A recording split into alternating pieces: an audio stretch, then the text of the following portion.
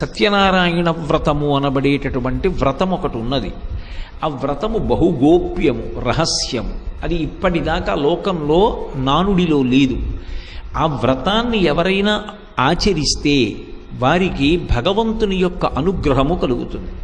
అనుగ్రహము కలిగినటువంటి కారణం చేత దుఃఖమునకు కారణమైనటువంటి ప్రతిబంధ స్వరూపమైనటువంటి పాపము తొలగుతుంది.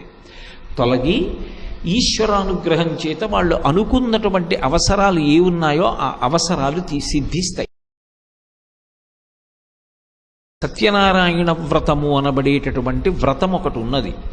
ఆ వ్రతము బహుగోప్యము, రహస్యము. అది ఇప్పటిదాకా లోకంలో నానుడిలో లేదు.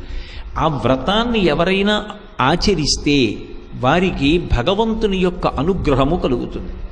అనుగ్రహము కలిగినటువంటి కారణం చేత దుఃఖమునకు కారణమైనటువంటి ప్రతిబంధ స్వరూపమైనటువంటి పాపము తొలగుతుంది. తొలగి ఈశ్వరానుగ్రహం చేత వాళ్ళు అనుకున్నటువంటి అవసరాలు ఏ ఉన్నాయో ఆ అవసరాలు సిద్ధిస్తాయి.